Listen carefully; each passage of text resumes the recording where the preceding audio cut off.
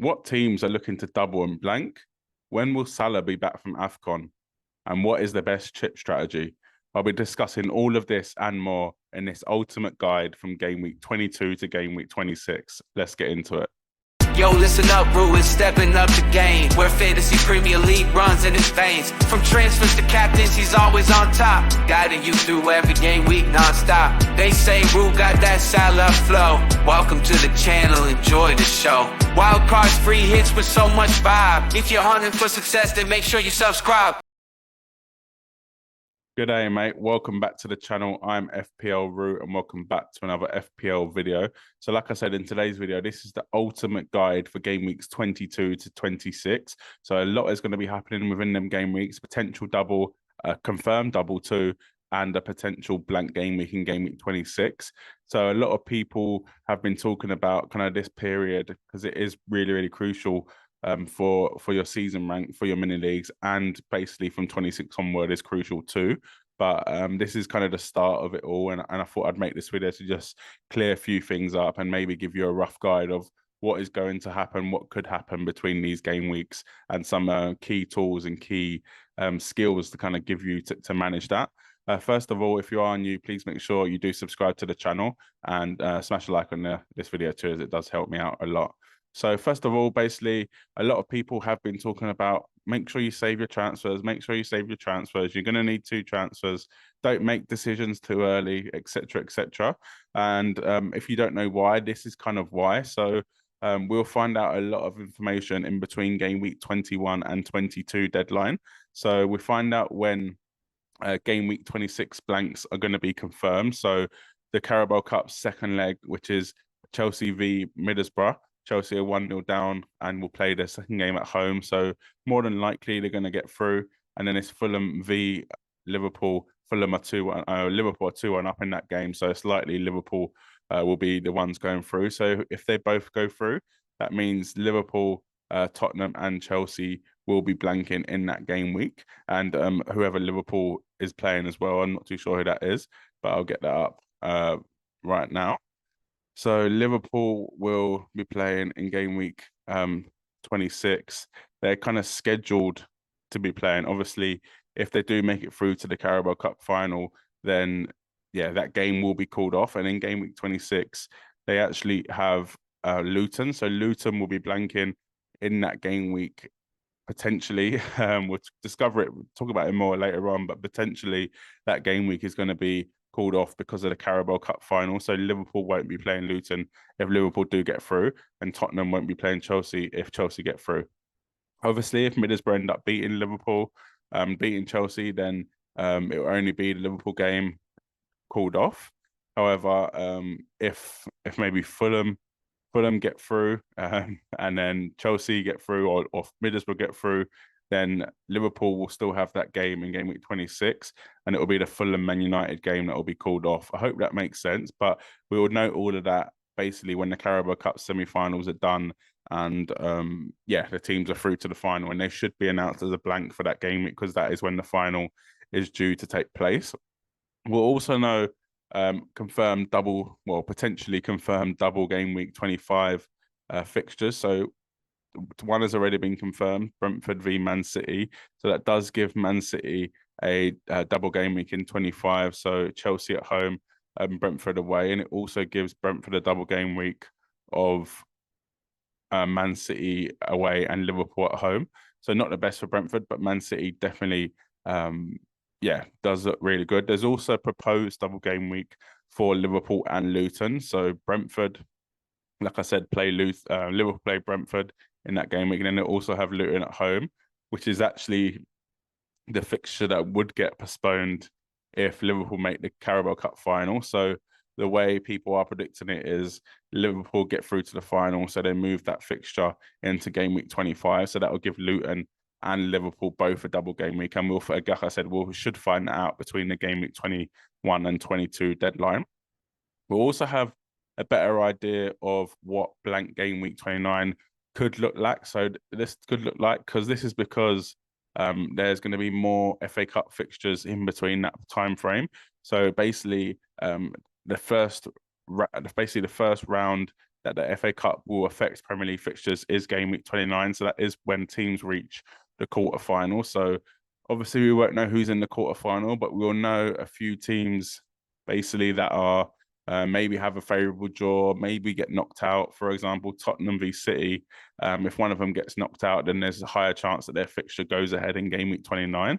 One of them will get knocked out because they're playing each other. Also, Chelsea Villa, one of them will get knocked out because they're playing each other. If Chelsea do get knocked out, actually Arsenal v Chelsea in that week will go ahead because Arsenal have already been knocked out.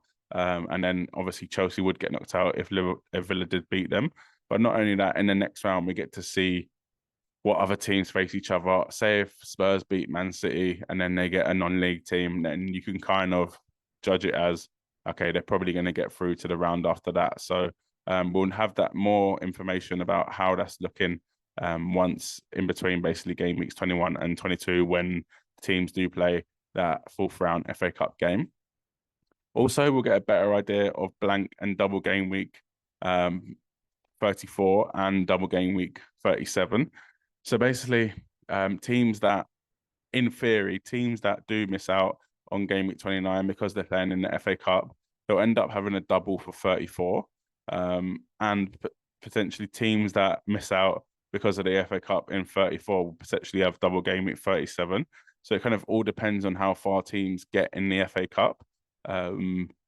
Potentially, you could have teams that are doubling in both. You could have one on the other. You could have one blanking in 34, doubling in 37. But we'll have a much clearer idea of what that will look like in between game weeks 21 and 22 deadline.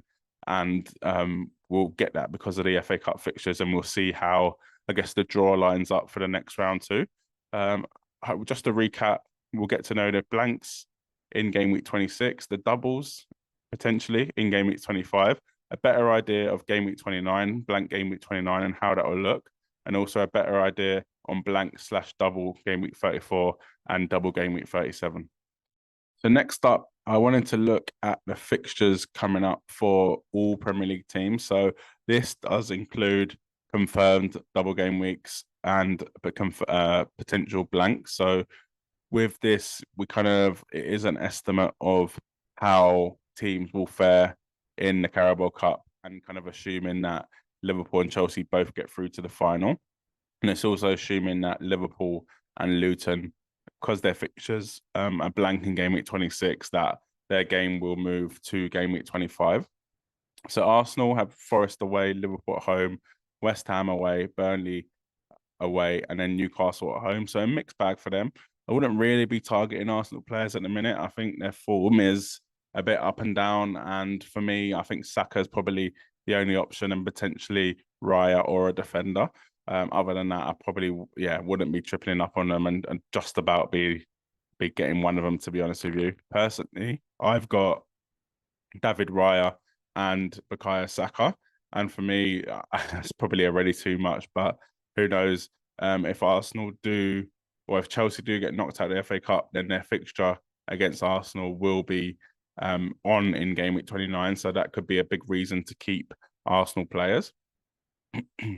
Aston Villa, so Newcastle at home, Sheffield United away, Man United at home, Fulham away, and Forest at home. So Villa are actually got really good fixtures. So if you are an owner of Ollie Watkins, then I'd probably keep him for this nice run of fixtures. Yes, his form has been kind of up and down. He's done well overall this season, but I've mentioned it video after video. I just don't really trust him as an FPL option. I think just because we're lacking at the moment with forwards that he does get in our teams, but some really, really good fixtures for him over the next 5 game weeks. Bournemouth have West Ham away, Forest at home, Fulham away, Newcastle away, and City at home. So not the best for Bournemouth, but the next 3 games do look actually pretty nice for them, and I think they can do well in them 3 games. So if you do have Solanke, I'd definitely be keeping him. Brentford, obviously just been announced that they have a double game week in game week 25, albeit against Liverpool at home and City away. It is a double game week. However, the fixtures before that are pretty bad as well for Brentford. So Spurs away, City at home, Wolves away, and then obviously Liverpool home and City away in 25, and then West Ham away. For me, it is a tough one They're on a really bad lack of form at the moment. You could potentially go for Ivan Toney. I think it is a massive, massive punt, but we know Toney can score against anyone. It's just I don't know if Brentford are the team that he kind of left when he did get banned. I don't know if they're that team anymore from 8 months ago or whenever it was he played his last game. Also, I would be a little bit cautious with Brentford.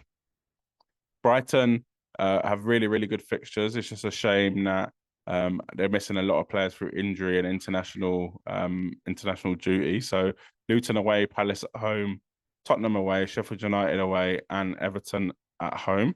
So really, really good fixtures for Brighton. For me, I am looking at Estupinan.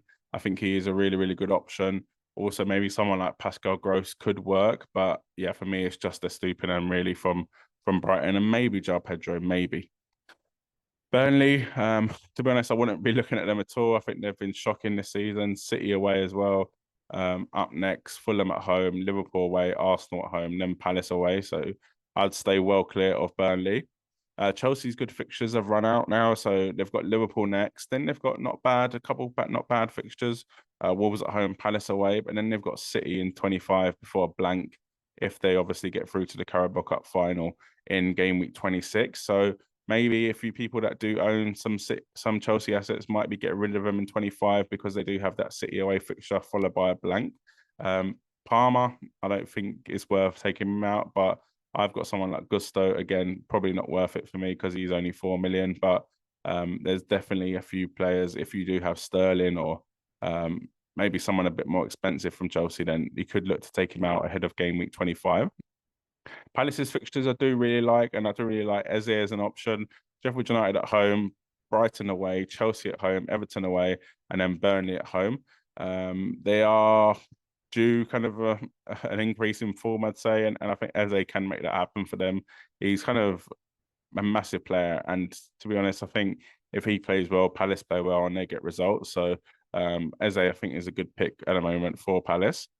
Fulham, Everton, I've got Fulham away, Spurs at home, City away, Palace at home, and then Brighton away. Not the best fixtures for Everton. I probably wouldn't really be looking at an Everton option. Pickford could be an okay one, but yeah, for me, I'd probably stay away from Everton for now, especially with the Spurs and City games coming up next, well, in the next few game weeks.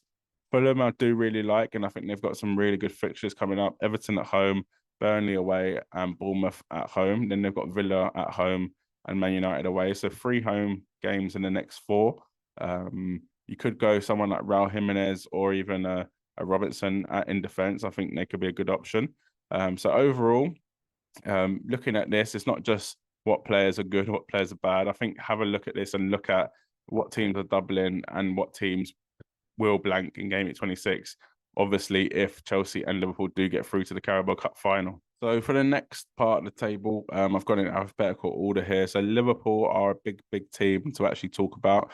Chelsea at home, Arsenal away is not the best. 2 fixtures up next. But then they've got Burnley at home, and then a double game week of Brentford away and Luton at home. So really, really good double game week for Liverpool. However, they are likely to blank in game week 26 if they do get through to the Carabao Cup final. Potentially, you could take out your Liverpool players because they do have Chelsea and Arsenal, and then free hit them back in for game week 25. You could even free hit in game week 26 and load up on Liverpool players. There's different ways around it, but for me, I think Salah, if he's back from AFCON, which we'll talk about next up, I do think he is a potential triple captain, if not captain option. Luton, again, they've got a double game week, but the fixtures around that are not great. Brighton at home, Newcastle away, which is looking like to be tough. But then they do have Sheffield United at home before a double game week. Double game week's not the greatest, to be honest. Man United at home, but I actually do fancy them to win that game because watching the Man United Spurs game yesterday, a few days ago, I think Man United looked terrible, to be honest with you.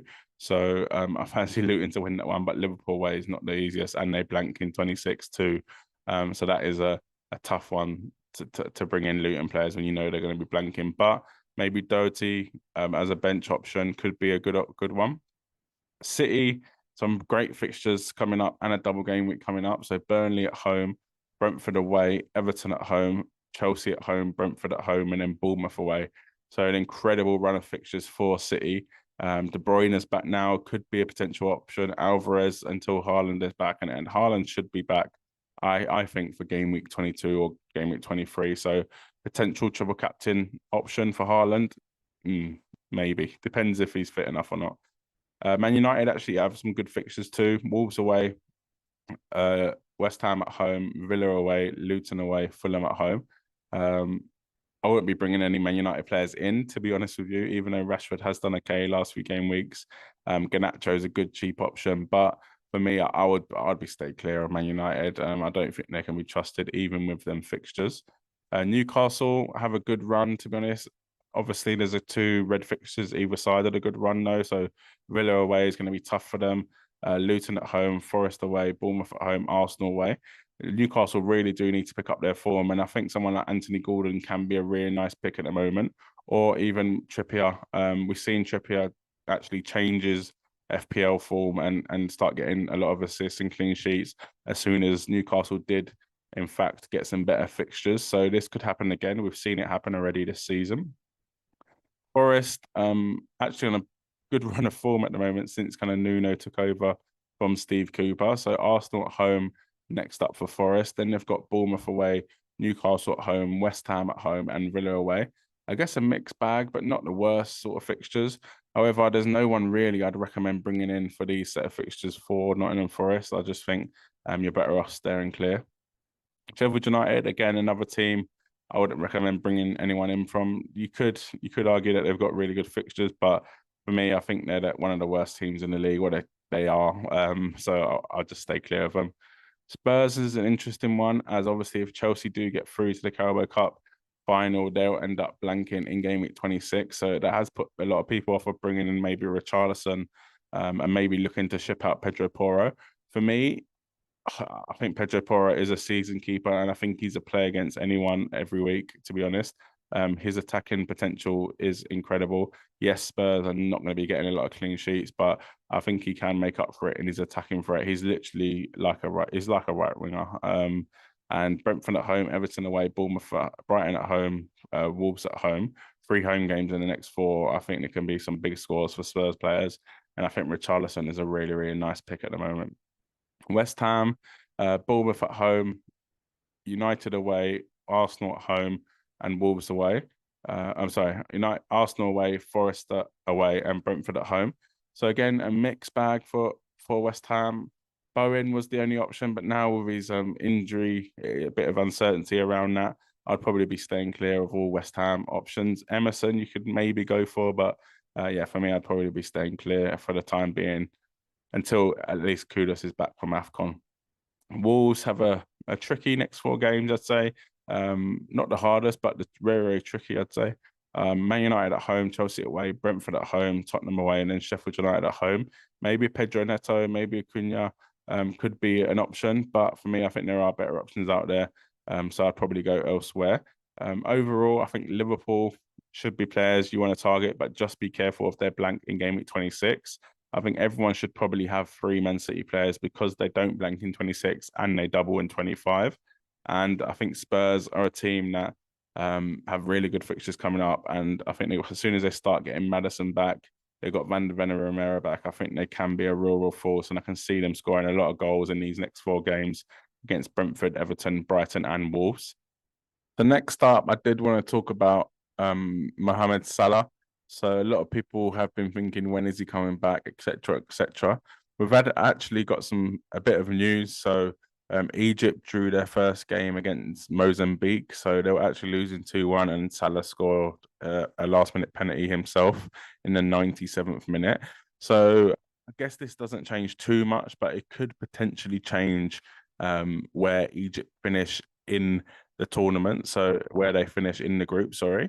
So they might not even qualify out the group. The next up, they do play Ghana, which normally you'd probably think are a decent team, but I've actually been hearing that Ghana are actually not that good at the moment, and this squad's not that good. So they got beaten by Cape Verde in the first game, and they do play Egypt in the second game. Does this change things on, I guess, when Salah is coming back? I think it does slightly, to be honest. Even if Egypt finish second, they'll end up playing someone stronger. They'll end up playing first, or if they finish third, they'll end up playing someone that's first. So for me, I kind of think that if you do own Salah, I'd probably just hold on to him, to be honest. I think that potentially, if he does get a tough draw in the next round, he could be out at the round of 16, be back for game week 23. There's also a possibility that he actually does get knocked out of the group stage and end up being back for game week 22. The last game of the group stage will be around the 22nd, 23rd of January, depending on what country you're in. And for me, if they don't beat Ghana or they draw against Ghana, that could see them getting knocked out. And for me, I'd probably wait until then and then see, because you don't want to be taking out Salah in order to have to bring him back in. So I would wait and see. You're going to get that information before the next deadline. Like I said, the last game in the group stage is the 23rd. So game week 22 doesn't start until the 31st. So he's even got a whole week if he does get knocked out of the group stage. If he does make it through the group stage, then to be honest, they're going to get a harder draw. So there's always a possibility that he actually does go out at that stage too, which then he'll be back for the game week 23, which is the 3rd of February. Who knows? But I think we've got this information now. I think if this was knowledge before game week 1 deadline, then I'd probably just say keep Salah, because a draw in his first game is not the best. But we've seen Argentina lose their first group stage game against Saudi Arabia in a World Cup and go on to win it. So it still is early days in this tournament. I just think it's something to think about. And if you do own Salah, just don't make any moves until the AFCON is basically, the group stage of AFCON is over, which is around the 23rd of Jan. I think his percentages drop from when he's going to be back. So, how long he's going to be at AFCON for. So he's going to 100% going to miss game week 21, which he has. Game week 22 is now gone to a 70%. Originally, it was a bit lower than that, but now it's a 70% that he's going to miss that game week. Then 40% for game week 23, then 20% for game week 24. I think there is still a chance Egypt go far in this, but it's not been the best start for them. I just wanted to have a chat about that because I know a lot of people are talking about it and seeing it as maybe an opportunity to keep Salah. I think if you do own Salah, like I said, we're going to find out what is basically happening, whether they're qualified, whether they qualify, in what position, etc., etc. So I'd hold off on making any Salah moves until we know how Egypt do in the group stage. The next start is a lot of questions that people have been asking about chips. When should they use the chips? When's the best time to use free hit? When's the best time to use bench boost? And to be honest, at this current stage, there's probably not a definitive answer. However, I've put 4 different options here on screen that we can talk about. Option 1 is triple captain in 25, which does seem like the best option at this current stage, because 3 out of the 4 options I've got on screen here do triple captain in 25. I think because Liverpool and Man City, probably the 2 best teams in the league at the moment. Well, they definitely are, because that's what the league says. But and the 2 probably best FPL options in the league, Salah and Haaland, are going to have a double game week, and they're pretty good double game week. Like I said, Liverpool, they end up playing a double because potentially they could blank in 26, so they should end up having Brentford away, Luton at home, and Man City have a confirmed double game week of Chelsea at home and Brentford away. So Haaland triple captain, Salah triple captain is definitely a potential option for doing that. Next, it was saying free hit in 34. That is because of the double/blank game week. So this will give you a chance to maybe load up on double game week players and remove blank game week players. We won't know whether you'll need to do that. You don't know what teams are going to be blanking, etc. But at this current stage, if you're just putting it in kind of black and white, it does look like a good idea. Wildcard in game week 36 in order to bench boost and load up on double game week players for game week 37.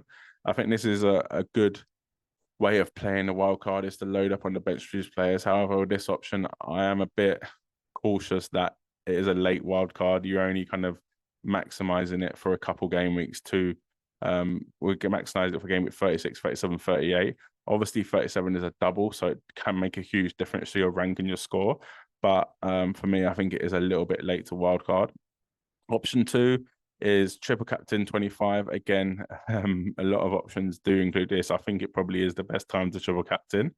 Wildcard around game week 30 to 33 in order to prepare for the bench boost in game week 34. So ideally, you'd wildcard in 33, so you have the most information about who's basically in form, who's injured, etc., in order to bench boost in 34, and then free hit in double game week 37. So the only problem with this is game week 34 is likely to have doubles and blanks. So you kind of need to build your team around that. And say if someone like Man City or Liverpool are going to be blanking in 34, are you going to take out your players and go without for 30 to 34?